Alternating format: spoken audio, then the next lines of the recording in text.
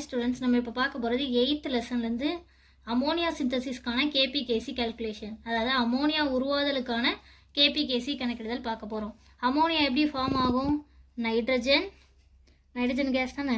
So gas 3 molecules hydrogen. So இது react ஆனால் தான் நம்மளுக்கு யார் கிடைப்பாங்க? 2 மாலிகுல்ஸ் அமோனியா கிடைப்பாங்க. ஈக்குவேஷன் பேலன்ஸ் இருக்கான்னு செக் பண்ணிடுவோமா?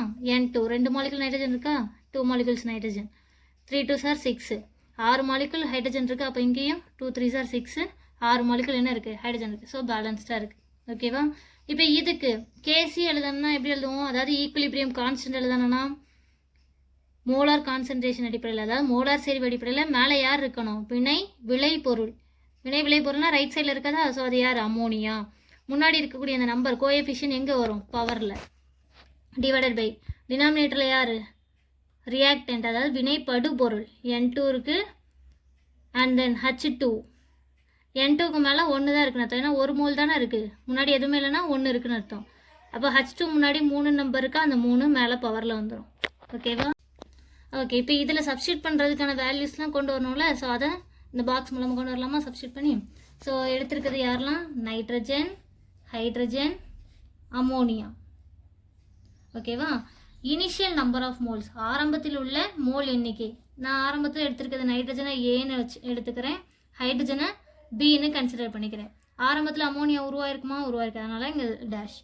ஓகேவா? நம்பர் ஆஃப் மோல்ஸ் ரியாக்டட், வினைப்பட்ட மோல் எண்ணிக்கை. எவ்வளோ தடவை வினைப்பட்டிருக்கு?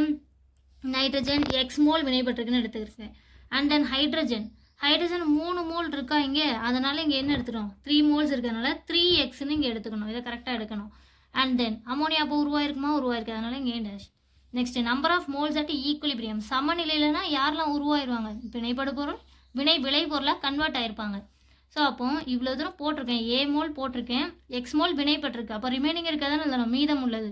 அப்போ என்ன வரும்? A மைனஸ் எக்ஸ், அந்த இங்கே B மைனஸ் 3x. இப்போ அமோனியா உருவாயிருச்சு. எத்தனை மோல் உருவாயிருக்கு? 2 மோல் உருவாயிருக்கா, அதனால இங்கே என்ன போடணும்? 2xன்னு போடணும். And then molar concentration at equilibrium, சமநிலையில் மோலார் செறிவு. அப்போ என்ன பண்ணணும்? இதை டிவைடட் பை B. ஏன் இங்கே டிவைடட் பை B வருது அப்படிங்கிறதுலாம் எக்ஸ்ப்ளனேஷன்லாம் கொடுத்துருக்கோம், லாஸ்ட்டாக அப்லோட் பண்ணி இந்த வீடியோஸ்லாம் பாருங்கள் அதில். So 2x by B. So இப்போ இந்த வேல்யூ லாஸ்ட்டாக கிடச்சிருக்க வேல்யூலாம் அந்தந்த டேர்ம்ஸ்க்கு நேரம், நைட்ரஜன், ஹைட்ரஜன், அமோனியாவுக்கு நேரம், இந்த வேல்யூஸ் எல்லாம் எதில் கொண்டு போய் சப்ஸ்டியூட் பண்ணலாம்? அந்த கேசிக்கான சமன்பாட்டில் சப்ஸ்டியூட் பண்ணலாம். ஓகேவா? அப்போ கேசி ஈக்குவல் டு அமோனியாவுக்கு நேரம் என்ன இருக்காங்க? 2x by B the whole square. ஓகேவா? டிவைடட் பை N2க்கு நேரம் என்ன இருக்காங்க? A minus X divided by B. ஓகேவா? அண்ட் தென் இதில் ஹைட்ரஜனுக்கு B minus 3x divided by B. இங்கே மேலே கியூப் இருக்கா, அதை விட்டுறக்கூடாது. ஸோ அதையும் சேர்த்து போடணும் இதுக்கு மேலே. ஓகேவா? ஸோ அப்போ என்ன வந்துடும்? 2x ஸ்கொயர்னா 4, இந்த ஸ்கொயருங்கிறது உள்ளே இருக்க 2 டேர்முக்கு தானே. So 2 square 4, X square and then divided by V square. ஓகேவா? டிவைடட் பை இங்கே யாரில் இருக்காங்க? A மைனஸ் எக்ஸ், இது B மைனஸ் 3x தான் ஹோல் கியூப். இப்படி எடுத்துக்கிறேன், ரெண்டையும் மல்டிப்ளை பண்ணிக்கிறேன். B into V cube. So பெருக்கல்ல இருந்தால் அடுக்குகள் என்ன பண்ணுவோம்? கூட்டுவோமா? So B into V cube V power 4. ஓகேவா? ஸோ அடுத்து என்ன பண்ண போகிறோம் அப்படின்னா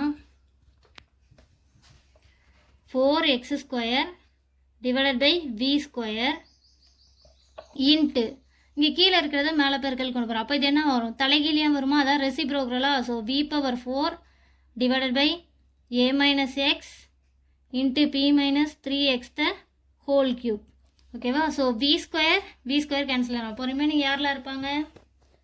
KC யாரில் இருப்பாங்க? 4x square into V square.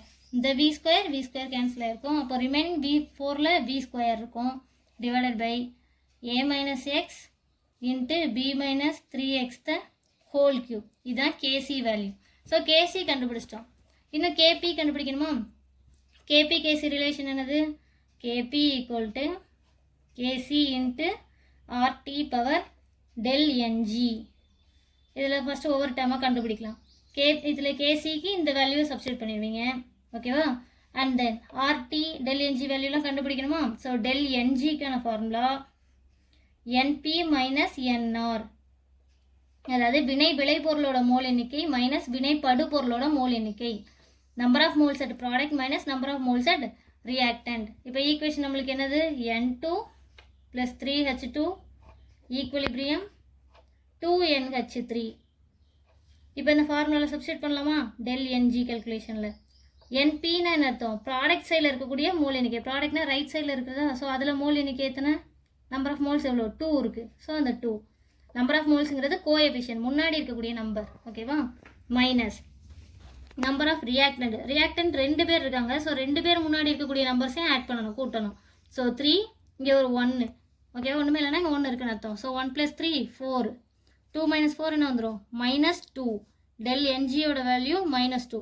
ஓகேவா? அப்போ இந்த ஈக்குவேஷன் எப்படி மாறிடும்? KP = KC × RT power -2. ஓகேவா? இப்போ ஆர்டியே ஏதாவது ஒரு டேர்மாக சிம்பிளிஃபை பண்ண முடியுமானா? நான் இது 6th லெசனில் லேர்ன் பண்ணியிருப்போம். ஐடியல் கேஸ் ஈக்குவேஷன் சொல்லிட்டு, அதாவது நல்லியல்பு வாயு சமன்பாடு அப்படின்னு படிச்சிருப்பீங்க.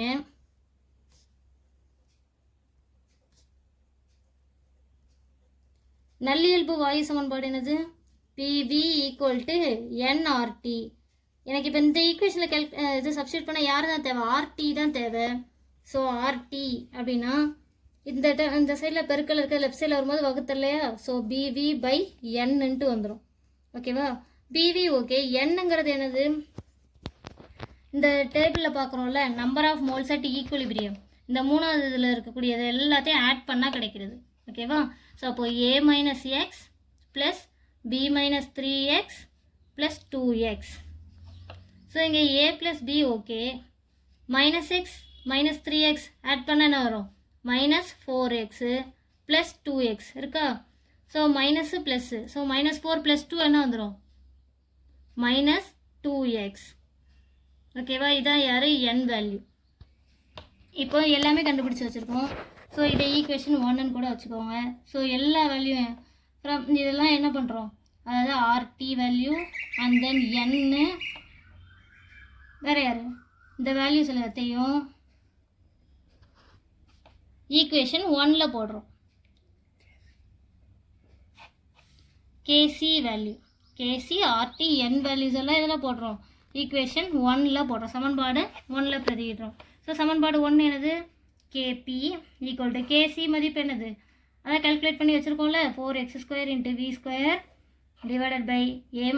X × B - 3X × RTக்கு தான் என்ன போடுறோம்? BV/N. ஸோ PV/Nோட வேல்யூ என்னது? A + B - 2X. ஈக்குவேஷன் 1ல் என்ன இருக்குது? RT பவர் -2 இருக்குது. ஸோ இதுக்கு பவரில் என்ன வந்துடும்? அப்போ -2 வரும். அதை மிஸ் பண்ணிடக்கூடாது. ஸோ அப்போ என்ன வரும்? -2. இதை ப்ளஸ்ஸாக மாற்றன்னு என்ன பண்ணலாம்? கீழே இருக்கிறது மேலே, மேலே இருக்கிறது கீழே வரும். ஓகே? டினாமினேட்டரில் இருக்குது மேலே போயிடும். ஸோ அப்போ 4x² × V² / A - X × B - 3X × A + B - 2X / BV. இது என்ன ஆயிரும்? மைனஸில் இருக்குது பாசிட்டிவாக மாறிடும். ஓகே? ப்ளஸில் மாறிடும்.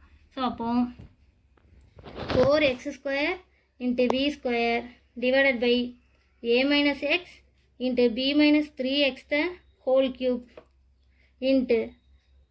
A + B - 2X / இது கீழே உள்ளதுக்கு என்ன ஆயிரும்? BVங்கிறது B² V². ஸோ சேமாக இருக்கக்கூடிய டேர்ம்ஸை மேலே கீழே இருக்கிறத அடிக்கலாமா? ஸோ இந்த V² கேன்சல் ஆயிரும். அப்போ ரிமைனிங் இருக்க டேர்ம்ஸ் எல்லாம் அப்படியே எடுத்து எழுதிட வேண்டாம், மிஸ் பண்ணாமல். ஸோ KP = மேலே என்னெல்லாம் இருக்காங்க? 4x² A + B - 2X / A - X B - 3X × இந்த இதில் யார் இருக்காங்க? B² இருக்குது. அதை மிஸ் பண்ணிடக்கூடாது. ஸோ KP KC கேல்குலேட் பண்ணியாச்சு. ஓகேவா? இந்த லெசனில் 5 டெரிவேஷன்ஸ் இருக்குது. KP KC calculation for ammonia, HI and then BCl5 சிதைவடைதலுக்கான KP KC தொடர்பு, வேன் டெ கிராஃப் ஈக்குவேஷன். இந்த 5லேருந்து ஒரு 5 மார்க் கன்ஃபார்மாக பப்ளிக்கில் கேட்டுருவாங்க. இந்த 5 டெரிவேஷனுமே நம்ம சேனலில் அப்லோட் பண்ணியிருக்கோம். வீடியோஸ் பாருங்கள். பிடிச்சிருந்தா சப்ஸ்கிரைப் பண்ணுங்கள். அதனால் உங்கள் ஃப்ரெண்ட்ஸ்க்கு ஷேர் பண்ணுங்கள். Thank you students.